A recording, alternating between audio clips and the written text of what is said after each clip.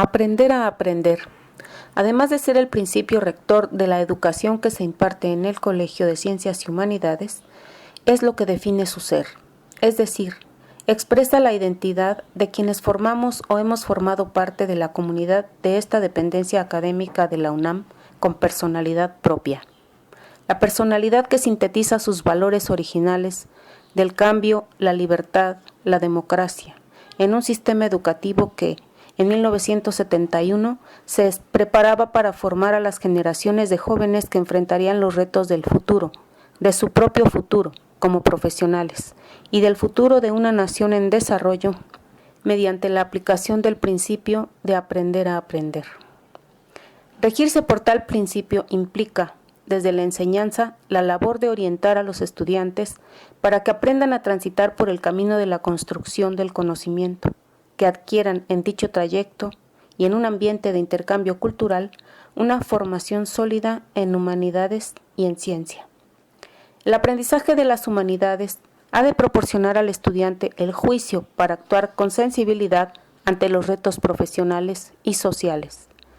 Por su parte, el aprendizaje de la técnica, entendida como asimilación y aplicación del conocimiento científico, ha de ser de tal calidad que no quede espacio para la irresponsabilidad de pretender ejercer una profesión para la que no se está preparado. De ahí que la formación de los alumnos del CCH no se entienda sin la práctica, sin la aplicación del método correspondiente de acuerdo con el objeto y el área del conocimiento. En 1971 se crea el Colegio de Ciencias y Humanidades, estableciendo la meta de poner en práctica el principio de aprender a aprender, como respuesta al replanteamiento de las formas de enseñanza. Se esperaba formar egresados que en el nivel superior y el futuro ejercicio profesional estuviesen bien preparados para la aplicación de los métodos de las ciencias y las humanidades, es decir, que fuesen técnicos humanistas y humanistas técnicos, con interés auténtico por el conocimiento mismo. No quiero romper el esquema del maestro. En las primeras clases que tenemos, rompo el esquema del maestro. No es el maestro que está arriba del pedestal, sino el maestro que está entre ellos, ¿no? Un acompañante en la formación para que se enfrente a una sociedad. El poder entender que estamos trabajando con jóvenes, pero sobre todo entender en qué momento se encuentran estos jóvenes para poder ver qué es lo que le tengo que dar. Aquí en la educación media tenemos que volver a rescatar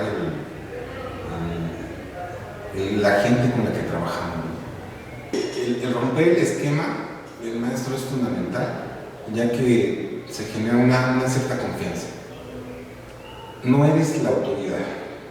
Entonces yo creo que es primero un encuentro con estos jóvenes. Para eso, yo normalmente empleo en las 2 horas de clases 20 minutos de parte teórica, inicio con ello. Después voy de un texto modelo, revisamos los elementos del mismo. Yo lo refuerzo con otro texto modelo un poquito mayor y parto a otro texto modelo. Con esos elementos ya puedo hacer que los chicos puedan escribir, redactar según el aprendizaje que nos está planteando. Aquí lo que quiero aprender es que tú lo aprendas, que sirva para ti, que se te quede en ti, no nomás que del conocimiento teórico, sino que lo que conoces, lo que aprendes, lo apliques, tengas los elementos para aplicarlo. Y eso se logra a través de la experiencia. Desde Biología 1 y 2, en atención a los alumnos de tercer y cuarto semestre, es todo un reto definitivamente. Considerando que estos alumnos ya tienen un año de conocimientos previos en el colegio, desde el segundo año de la secundaria. Es así como consideramos que al recibirlos en el tercer semestre, primero con Biología 1, estos alumnos, prácticamente tienen casi 3 años sin abordar algunos temas relacionados con esta asignatura. Es difícil, por ejemplo, que ellos atiendan mucho a la lectura, que atiendan a escribir.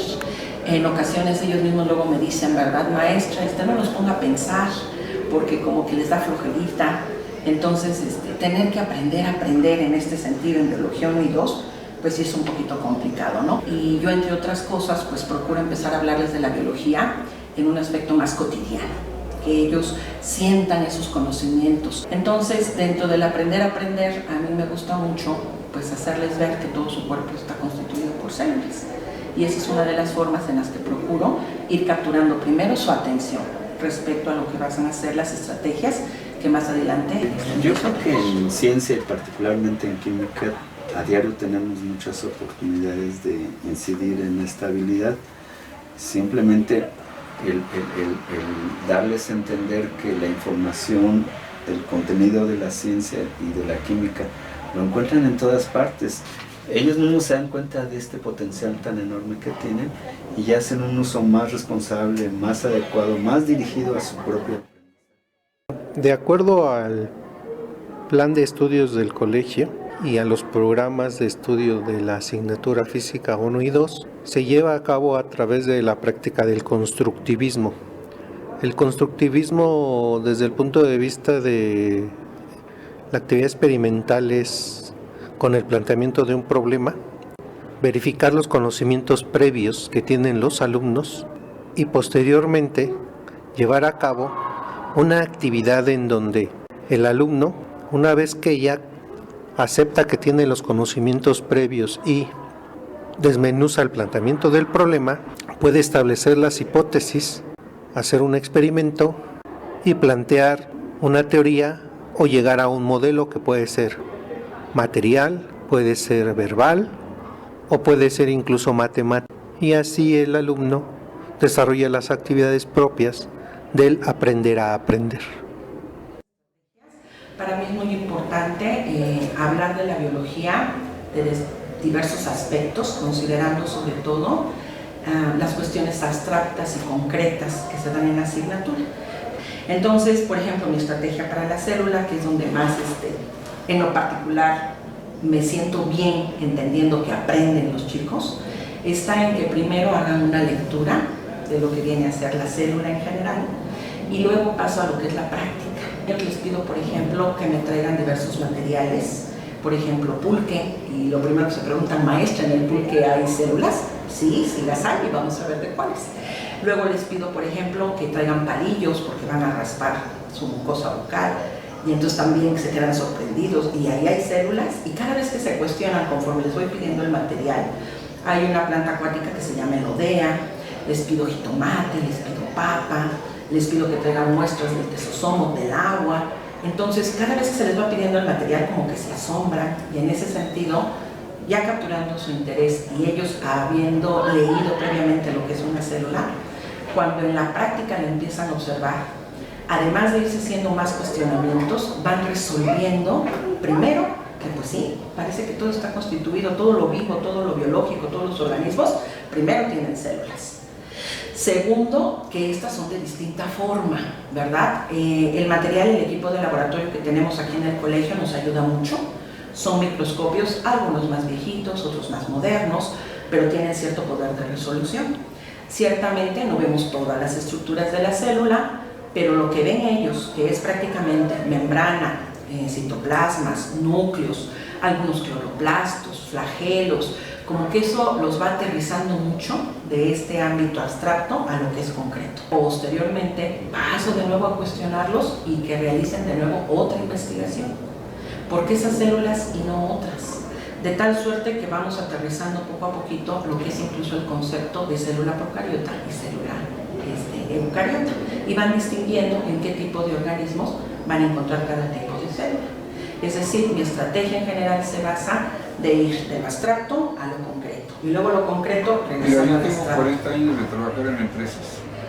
Y esta experiencia me ha permitido aterrizar con los chavos, con ejemplos claros y además complementando con tareas. Por ejemplo, ellos aprenden a hacer primera unidad, que es la cuestión de las diferentes tipos de sociedades mercantiles. Ellos aprenden a hacer su empresa. ¿Y cómo aprenden a hacer su empresa? Primero, aprendiendo a hacer un acta constitutiva. Entonces va con el notario viene a darnos unas conferencias también para los que no pueden ir, les da un machote de lo que es un acta constitutiva, se cambian los nombres, se cambian los objetivos que se persiguen en esta acta, los socios, en fin, se hace todo un cambio hasta que queda ya bien establecida para su negocio. Y si ves, aquí es como vinculamos la teoría y la práctica. Entonces sería una de las primeras prácticas que digamos que hacemos, ¿no? Segundo, por ejemplo, cuando hablamos de la cuestión de recursos humanos, que se encarga de lo que es todo lo que es el personal de una empresa, sabes que en una empresa puede haber problemas desde la huelga o problemas de accidentes. Entonces, ¿cómo complementamos esto con una plática de seguro social? El seguro social nos viene a hablar sobre riesgos de trabajo y la consecuencia que trae todo esto. Esa sería otra práctica más. Otra práctica más es el cambio de la Ley Federal del Trabajo. Pues vienen de la Secretaría del Trabajo y Previsión Social a platicarnos cómo son esos cambios y los efectos que se tienen. Ahora, esto se está modificando. ¿Por qué? Porque con la política de López Obrador es echar atrás algunas cosas, algunas reformas que no son viables, ¿sí? Que perjudican al obrero. Entonces vimos, por ejemplo, un primer caso que es aumentar el salario mínimo de 82 pesos, de 81 a 102 pesos. No es mucho el aumento, pero bueno, ya es algo, ¿no? Y en la frontera pues, fue el doble. Entonces, este tipo de cosas son los que van viendo los chavos en la vida real, en la vida práctica. Y a veces te dicen, oiga, mi papá fue despedido, oiga, mi papá no le dieron los repartidos, oiga, mi papá eso. Entonces, donde complementamos y se ve la necesidad de estar bien preparados, de tener los elementos para que le podamos dar a los chavos lo mejor que se puede. Pero yo creo que si no partimos primero de un aprendizaje específico, ni partimos de textos modelos, no podemos funcionar nosotros en nuestra materia, en taller de lectura y redacción. Por ejemplo, se trata de una autobiografía, se trata de un cuento, se trata de un poema, no los lanzo a exponer, a escribir de manera directa. Tienen que partir de texto modelo, primera característica. Segunda, para que ellos puedan aprender, es yo tengo que pasar a cada uno de esos lugares para revisar lo que están redactando. Antes les di las estrategias, lo que van a hacer es esto y esto y esto. Debe constar su texto de 3-4 párrafos, debe tener una presentación, un contenido, una conclusión, escrito en primera persona, qué elementos voy a evaluar, a tomar en cuenta, porque yo no puedo decirle a mis alumnos, ¿saben qué? Se les va a escribir un cuento y ya, ilógico. Entonces, para ello, les leo primero una pequeña introducción de un texto modelo que yo ya traigo preparado, donde aparece el lugar, el tiempo, los personajes, y a partir de allí, ellos los ubico en un planteamiento o en el nudo del problema, y a partir de allí se van ellos a escribir. Posteriormente paso a cada uno de sus lugares a revisar con tiempo específico, es decir, les doy, tienen 20 minutos para que redacten la introducción. Y al terminar 20 minutos ustedes ya leen lo que llevan. Pero en esos 20 minutos yo paso a recorrer cada uno de sus lugares. Me ayuda a mí para aclararme si mis instrucciones, si mis estrategias son las adecuadas o no, si tengo que corregir algo. Si estoy, en el momento que yo leo lo que están escribiendo, les leo ante los demás del grupo. Así es como yo quiero que lo elaboren. Si encuentro un texto que no es adecuado, les digo, a ver, aquí algo falta o algo no está adecuado. ¿Qué le hace falta al compañero? Entonces, a estamos corrigiendo. Una forma en cómo rompo con este esquema, yo creo que tiene que ver mucho con el cómo vas a enseñar. Es el romper la forma de sentar. La primera práctica que tenemos es en un círculo, donde yo me integro al círculo. Y desde ahí ya ves mucha simbología de lo que vamos a estar haciendo en clase, ¿no? El círculo, les explico que es una forma de estar todos en el mismo nivel. Todos somos importantes en el círculo. Y desde ahí nos podemos ver todos a la cara, ¿no? Ves quién habla. Y yo creo que eso también nos permite poder escuchar, ¿no? Que es otra de las cosas fundamentales para poder entrar con los chavos, escuchar. Nos vemos y nos escuchamos, ¿no? Y somos iguales, porque yo también vengo aquí a aprender. Con este pequeño ejercicio que iniciamos, empezamos a aprender muchas cosas, ¿no? Y una creo que es el respeto. Un respeto no hacia una autoridad, un respeto a un igual que también viene a aprender, ¿no? Vengo a aprender de ellos y ellos vienen a aprender de mí. Porque mi materia se trata del lenguaje visual. Un lenguaje que es una forma de comunicarnos de todos, no nomás los que van hacia el arte, el diseño, sino el lenguaje visual es de todos. Nos comunicamos todos los días por medio del lenguaje visual, o nos comunican por el lenguaje visual todos los días. El problema es que nadie nos enseña el lenguaje visual. Entonces de aquí yo ya entro en una dinámica compleja de que nadie sabe qué es el lenguaje visual, ni cómo se utiliza. Y cuando les hablas de que existe un alfabeto visual, pues más se sorprende, ¿no? Entro con la sorpresa y creo que eso me permite el llegar a crearle al chavo una confianza de conocimiento y de acompañamiento. O sea, yo creo que me vuelvo un acompañante en el conocimiento. Aprender a aprender, entonces, implica un modelo de enseñanza que impulsa los valores humanísticos y el aprecio por el conocimiento, además de que selecciona adecuadamente los contenidos y acerca a los estudiantes los instrumentos requeridos para que aprendan a emplearlos en la búsqueda de nuevos conocimientos. De acuerdo con la Organización de las Naciones Unidas para la Educación, la Ciencia y la Cultura, y desde la interpretación de Delors, el postulado de aprender a aprender considera aspectos metacognitivos, habilidades complejas del pensamiento, autorregulación y autoestima, que son la base para aprender a lo largo de la vida.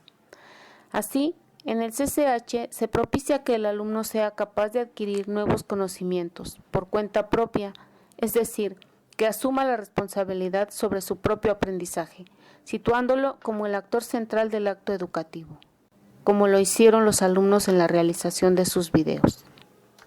La metacognición es el concepto que mejor representa el proceso del aprender a aprender, puesto que se refiere al proceso mental de orden superior que capacita a los individuos para plantear y monitorear sus aprendizajes, analizar sus propios desempeños e identificar las habilidades y estrategias requeridas para realizar nuevas tareas y lograr las metas correspondientes.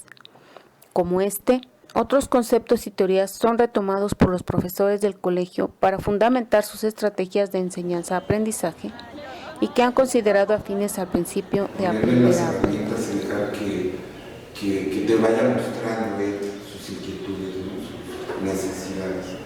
Y voy descubriendo cómo cada uno de los compañeros alumnos tiene una necesidad diferente del aprendizaje. Entonces, por medio de las técnicas, por medio de las herramientas, por medio del dibujo y por medio del lenguaje visual, empiezo a generar un conocimiento personal, donde entra toda la temática de las unidades, ¿no? Yo ya estoy hablando de una unidad y a la vez estoy trabajando en la confianza con el chavo y yo creo que es cuando él se permite tener una posibilidad del error, ¿sí? Para quitarse un poquito el miedo a avanzar, a creer en ellos. Y entonces es cuando todo el conocimiento o parte del conocimiento de las unidades y los programas empiezan a funcionar en ellos. Yo retomo mucho de esta manera Montessori, ¿no? En que al chavo hay que ponerle, bueno, a mí no le hablaba de mí, me lo hablaba del chavo. Y una de las cosas que descubrí es lo que ellos dicen, ¿no? Si los maestros y la educación se apoyaran un poquito más en la neurociencia, podrían entender más la función que tienen que cumplir en el salón. Hay bloqueos emocionales que son necesarios, hay bloqueos familiares, hay bloqueos sociales, hay bloqueos escolares que traen los chavos al salón y no avanzan, y no permiten que la educación, la formación entre. En la actualidad tenemos que estar atentos a otras cosas. Como se ha dicho, no es una juventud, son muchas juventudes que tenemos que entender. Y si no entiendes la materia prima con la que estás trabajando, pues no sé qué... Es que qué nos son estás humanos, hablando, ¿no? que son seres humanos, que tienen emociones, y lo que a mí me interesa es que ellos empiecen a descubrirse a partir de lo que están escribiendo y que sean cuestiones que a ellos les muevan, que les interesen. Eso es lo primero. Me interesa que empleen, por ejemplo, párrafos cortos, oraciones cortas, que el final, el desenlace, sea diferente a como lo habían planteado ellos. Pero yo pretendo los elementos de la materia y también un autodescubrimiento de sí mismos, que es necesario. A veces nos olvidamos de que ellos son emotivos, que te expresan cariñosamente, que te dicen bromas, ¿no?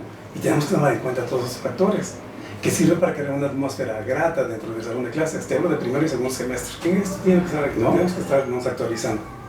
En el momento en que era importante Daniel Cassani, leí todas las obras y seguí con las obras de Daniel Cassani, porque me daban en ese momento los elementos necesarios para redactar con los alumnos, y me hizo ver que no son necesarios tomar tanto en cuenta los errores ortográficos. Eso es forma, no es contenido.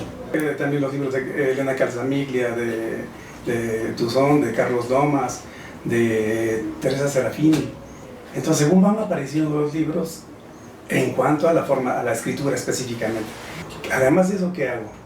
Tengo que leer cuentos, tengo que leer novela, tengo que leer poesía, tengo que leer qué elementos teóricos están aportando los nuevos teóricos acerca del cuento, acerca de la novela, acerca de la literatura. Eso es en torno a mi área, pero siempre estoy en contacto con ello. Y cuestiones de psicología. Por ejemplo, El País, el periódico semanal del País, los domingos saca una sección de ideas, y es lo más nuevo, lo más reciente. Abordan, por ejemplo, la problemática de los chicos que están utilizando los celulares, el sueño, las cuestiones de psicología para los alumnos, que sirve las cuestiones emotivas. Entonces todos esos elementos los he ido mezclando, vinculando, y según mi etapa, ¿no? Un tiempo trabajé el psicoanálisis, otro tiempo teatro, ahora estoy con la escritura específicamente, me dedico a escribir. He dado ponencias a Bolivia, a Perú, a Brasil, voy a Chile para el próximo mes. Entonces, eso me da mucha experiencia, porque abordamos no solo las partes literarias, sino algunas mesas que abordan cómo están escribiendo los chicos. Entonces, yo siempre estoy empapado de este tipo de cuestiones. Yo creo que siempre tienes que buscar la superación. Yo en mi caso tengo ya 2 maestrías, estoy por entrar al doctorado, llevo algunos diplomados, llevo bastantes horas de cursos, yo me meto a cursos que incluso que no son de mi materia. Yo retomo algunas teorías de Maslow que nos dice por ahí hasta dónde puedo llegar a esa pirámide de necesidades, cómo las puedo cumplir. Más breve te voy a repetir cómo entender o comprender qué está pasando, ¿no?, en nuestro medio, y cómo la sociedad llega a ciertos compromisos, ciertos contratos. Por ahí también pues veo yo también la cuestión de Karl Marx, ¿sí?, de Lenin, de Trotsky. Vemos por ejemplo también a Elton Mayo con las relaciones humanas.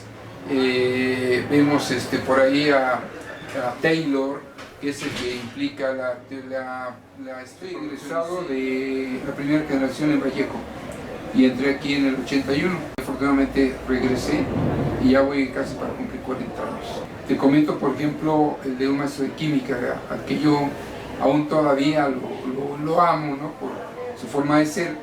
Un día nos dijo, traigan agua, leche, café, pan, azúcar y aceite. Y nos daba química. Entonces nos dijo, mira, hay átomos que son muy nobles y prestan sus electrones a otros, que son los enlaces. Entonces veíamos los orbitales, veíamos el átomo, todo eso. Pero nos dijo una frase que a mí se me quedó muy grabada: hay átomos que son muy ojetes, no prestan sus electrones. Esa palabra de ojetes a mí se me quedó muy grabada, y que, pues, ¿cómo es eso, no? Entonces al otro día que ya llegamos o a la siguiente clase, que llegamos a química, nos dijo, pongan el agua para calentar, para hacer café, pongan a calentarla. La calentamos, hicimos el café, nos dijo, pongan el azúcar, pongan la leche, etc. Ya que lo teníamos, dijo, levanten su taza Levantamos los dedos y me dijo, ¿es una mezcla? ¿Es una solución? ¿O es una emulsión? ¿Qué es? Entonces ahí es donde vas comprendiendo. Entonces decíamos, no, pues hay aquí los átomos sí prestaron, ¿verdad? Que son bien cuates, ¿ya vieron?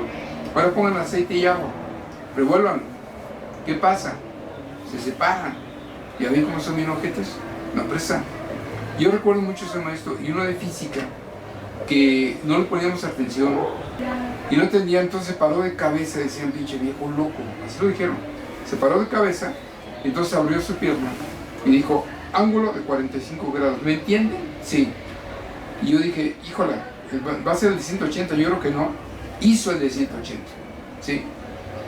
Entonces decíamos, ¿cómo no vas a querer a sus maestros? Cuando te dejan o te dan ejemplos claros, ¿no? Y esto lo aprendes. Últimos programas de estudio, en las modificaciones que se han realizado, se ha hablado mucho del constructivismo y como que lo que hace uno en la práctica en el aula, definitivamente lo vamos relacionando después con esos aspectos teóricos de la formación que nos dan en las cuestiones de la didáctica, ¿no? Entonces sí, yo me identifico un poco más con lo que sería el constructivismo, pero ¿cómo te diré? En la práctica, haciéndolo en la práctica, más que en la teoría por estudiarla o revisarla, pero definitivamente mi marco sería lo que es el constructivismo. La verdad es que nos reunimos frecuentemente profesores del área y discutimos qué estrategias, qué actividades, cómo podemos incidir en el aprendizaje de los alumnos y en particular en el aprendizaje, en la apropiación de esta herramienta que es el autoaprendizaje. Todos los pedagogos, todos los investigadores en el terreno del constructivismo, de los primeros, el mismo Piaget, el mismo Ausubel, han aportado elementos teóricos para poder hacer esto. En la actualidad, investigadores en el campo de la disciplina, de la ciencia y de la pedagogía como Frida Díaz Barriga, Ángel Díaz Barriga, de Pozo, ¿no? Incluso en España, han aportado elementos del constructivismo que permiten ir viendo cómo el estudiante tiene que deshacerse de ciertos aprendizajes, de ciertas estructuras más bien, para reactivar y formar otras, aprovechando sus propias herramientas, aprovechando sus propias habilidades. Por ejemplo, la construcción de modelos. Ellos mismos los hacen y ellos mismos se dan cuenta de si lo construyeron bien, si lo construyeron mal, a partir de elementos teóricos y poder deducir de esos modelos cómo explicarse un comportamiento o una explicación teórica que da la ciencia en relación a la materia, en mi caso, pues les permite apropiarse de una herramienta de aprendizaje. Una de las primeras preguntas que hacen es, maestra, si estamos todos formados de células y sabemos que existe el cáncer, ¿cómo es el cáncer o qué hace el cáncer? Como que sí se despiertan más esas inquietudes. Por ejemplo, todas las preguntas clásicas, maestra, ¿y los espermas y los óvulos también son células? Entonces sí se empiezan a cuestionar mucho porque, te insisto, vemos un pedacito de su cuerpo, pero cuando ya les empiezan a decir o a platicar o ellos leen que están conformados todos de células, ya empiezan muchos cuestionamientos y empiezan a interesarse sobre qué más hacen las células, pero además por qué o cómo funcionan así. Esto para mí lo importante es capturar su atención. Cuando ya tienes eso, aprenden de una manera más dinámica y sobre todo más continua, porque ya ellos mismos quieren aprender o saber o conocer. Los autores, principalmente el que más me gusta es Ausubel, porque es el que propone el andamio que son los conocimientos previos para lograr un verdadero aprendizaje significativo. Luego ya viene Vygotsky, Piaget, Díaz Barriga, y ya y últimamente agarré un poco de VIX, aunque todavía no me terminé de convencer, pero son los autores que yo uso para mi labor docente en el aula. Aprender a aprender implica que el alumno toma conciencia tanto del proceso que lo llevó a formular un nuevo conocimiento, como de la manera en que se vincula con otros conocimientos y de la forma en que puede aprender mejor. En consecuencia, se esperaría que el estudiante que aprende a aprender establece metas, identifica sus logros y dificultades, valora los logros obtenidos y es capaz de corregir sus errores, es decir, lleva a cabo un proceso metacognitivo. ¿Cómo evalúas si el alumno realmente logró ese aprendizaje adicional? Bueno, cuando el alumno es capaz de tener un reporte de práctica experimental con todos los elementos de la estrategia que he modelado en los planes de clase y con una exposición de dicho material, tenemos un documento que es una lista de cotejo para ir puntualizando si se ha logrado los aprendizajes que marcan el programa y los aprendizajes significativos que nos marca el constructivismo. Cuando nos damos cuenta que en la lista de cotejo se cubren varios puntos, entonces así verificamos que el alumno ha llegado a la metacognición.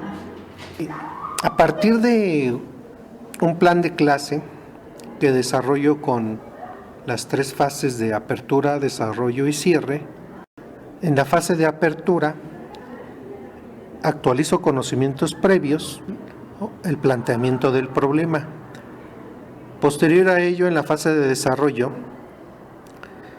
escudriñamos el problema con una lluvia de ideas, reconocemos las variables que intervienen en ese problema y establecemos hipótesis. Una vez que ya establecimos hipótesis con una relación de variables, logramos que en la experimentación podamos verificar si nuestras hipótesis de relación de variables son falsas o verdaderas y posterior a ello llegar a un posible modelo. En el caso de la primera ley de Newton, que es el de la inercia, por ejemplo, es verbal, o en el caso de la segunda ley de Newton, que es un modelo matemático. Y una vez que logramos los modelos, establecemos las conclusiones y nos damos cuenta que el alumno ha logrado o no el aprendizaje con una evaluación que puede ser oral, que puede ser escrita o puede ser solución de problemas.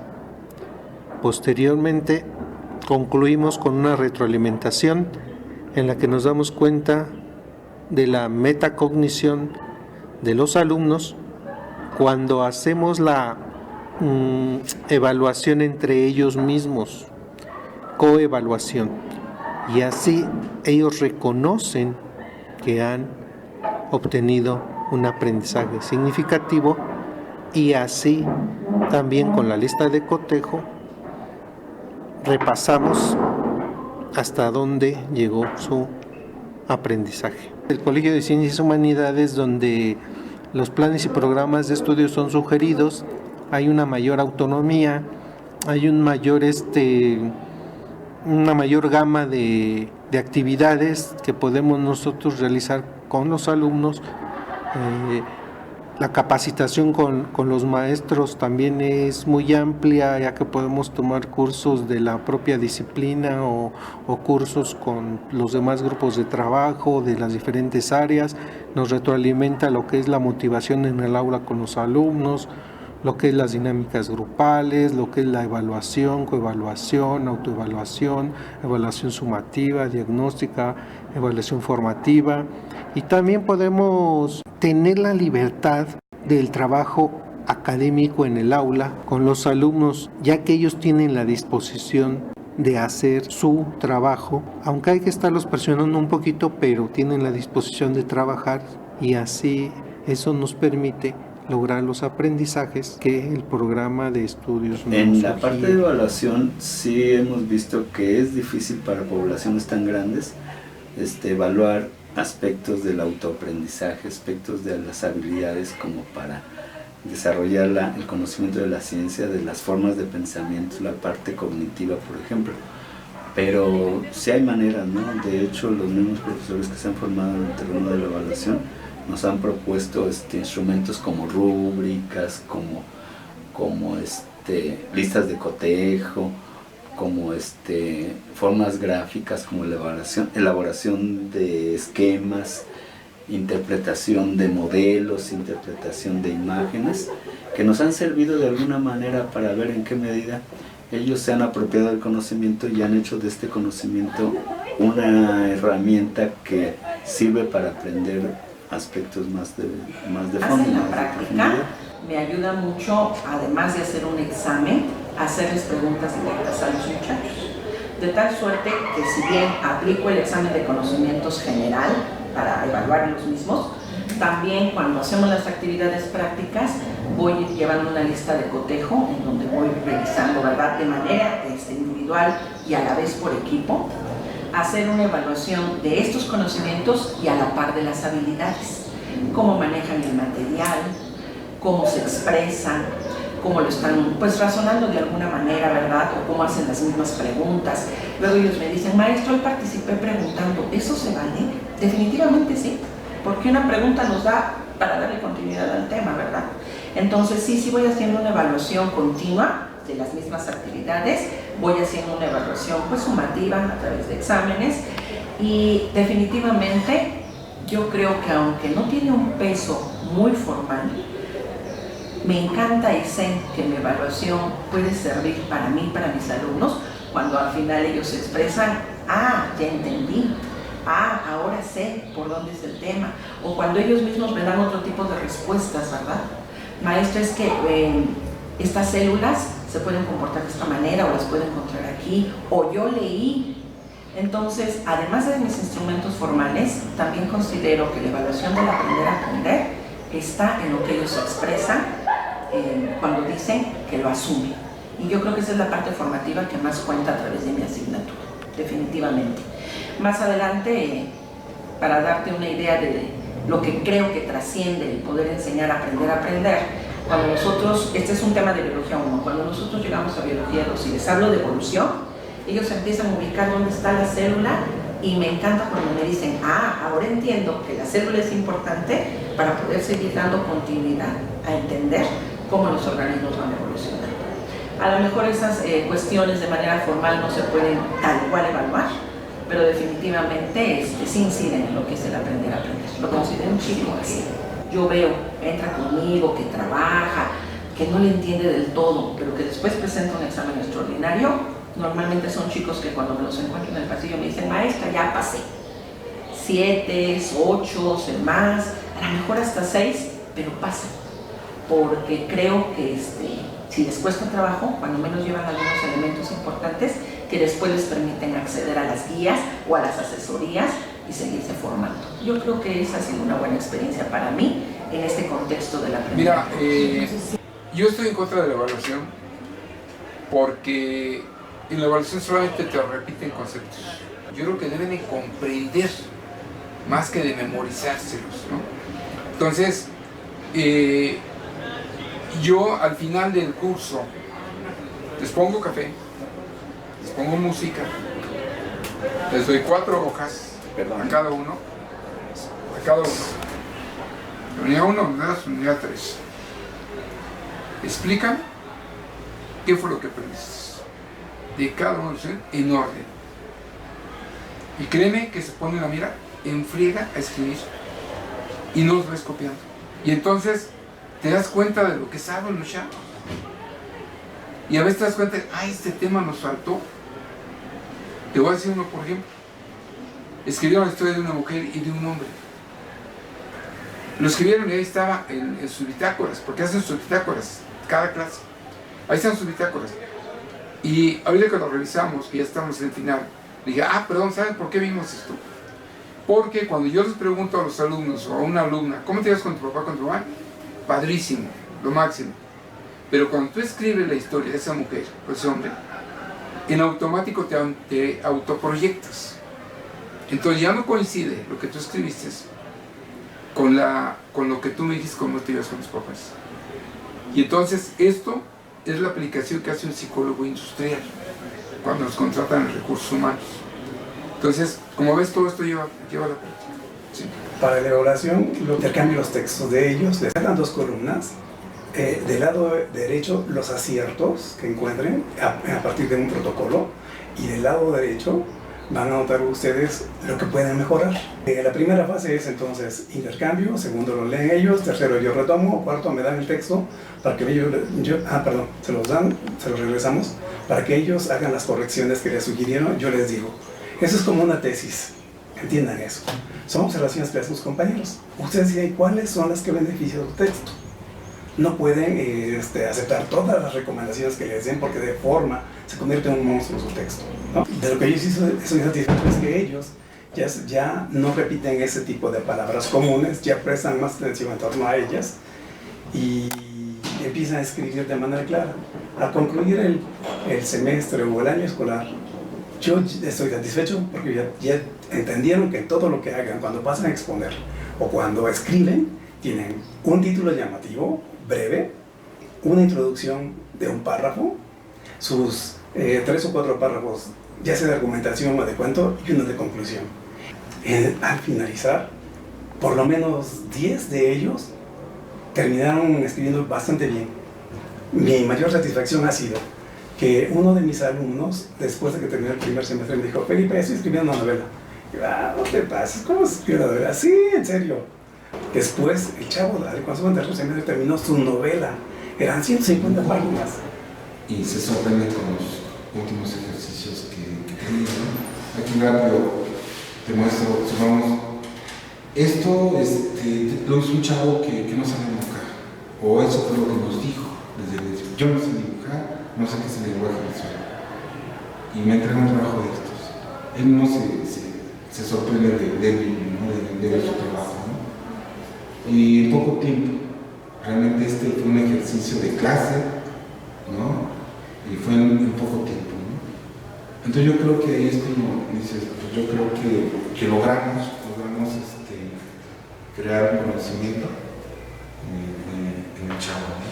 Poder darle herramientas para que él se vaya explorando, ¿no? Que yo creo que es otra de las cosas que yo he descubierto aquí en la materia, que a partir de los contenidos, a partir de la temática, yo los he ido ubicando para que el chavo se autoconozca, ¿no? Y se autoestime y logre generar una confianza en él mismo, ¿no? Un caso rápido: un chavo llega, le enseña el trabajo y lo ves y dices: ¿qué está haciendo aquí, no? O sea, nada que ver con lo que se estaba trabajando, y ves el trabajo, se lo explicas, se regresa, lo vuelve a trabajar y te vuelve a traer lo mismo, ¿no? Dice: no sé si yo estoy mal o qué pasó ahí. Y entonces es cuando empiezas a detectar en él un problema.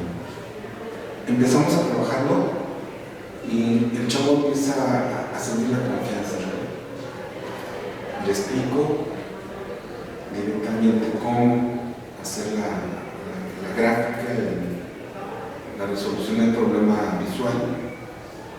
Le pido atención, ¿no? Pero antes de todo esto hemos hecho ejercicios donde estamos desarrollando la habilidad de observar y cómo poder generar un poquito más la atención en algún punto, ¿no?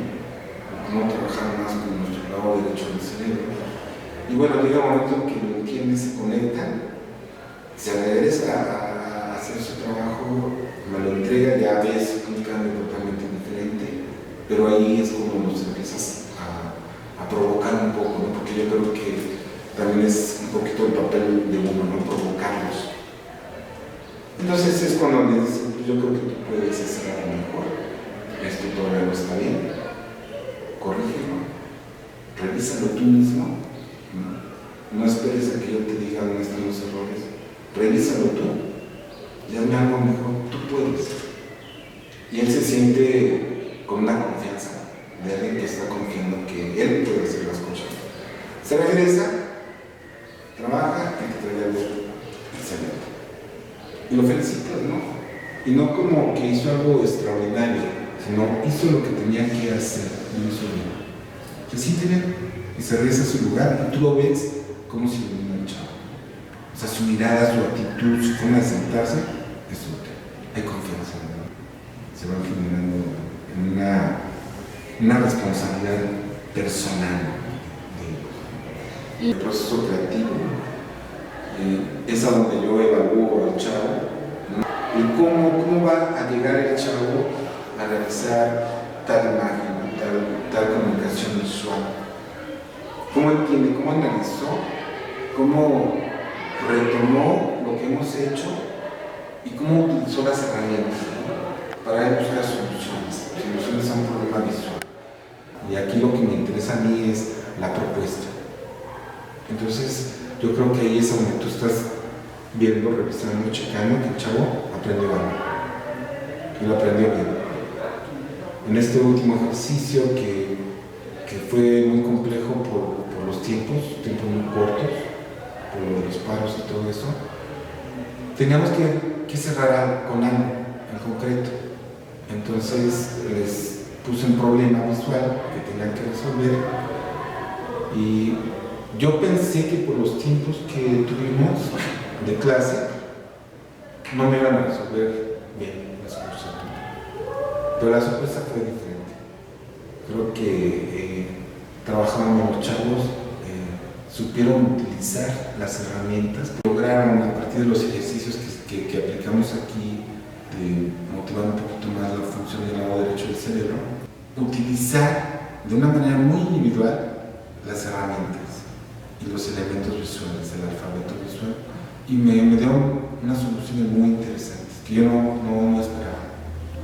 Entonces el resultado fue muy positivo. Metimos casi siempre estamos buscando meter nuevos ejercicios que les provoquen el utilizar más nuestro lado creativo, nuestro lado derecho del cerebro, que desbloquea un poquito ese esquema cuadrado que a veces traemos de la educación. Y es sorprendente, la verdad, cómo entra, porque yo siempre dejo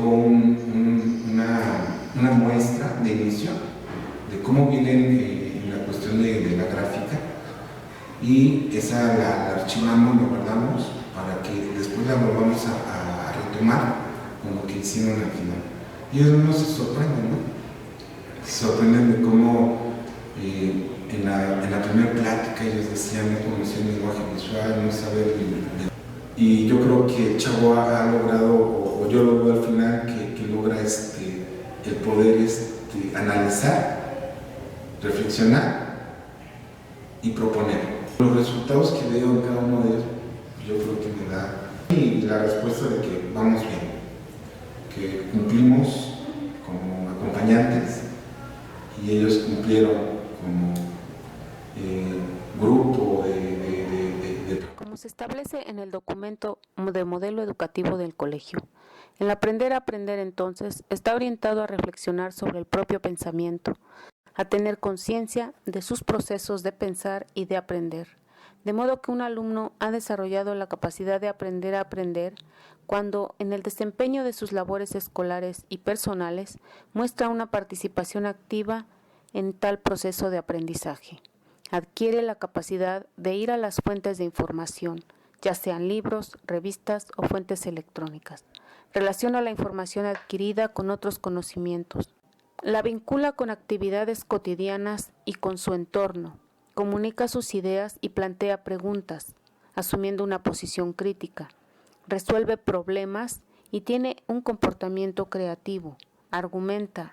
Recorre ese proceso cada vez con una creciente conciencia de su funcionamiento y mayor autonomía, rigor racional y capacidad de percibir las consecuencias de sus aprendizajes en sus relaciones sociales. Se presume que cuando el estudiante ha aprendido a aprender, también adquiere un pensamiento crítico, capaz de observar el entorno y a sus objetos de estudio con una mirada analítica, de identificar la validez del discurso científico y de construir sus propias explicaciones con sustento válido.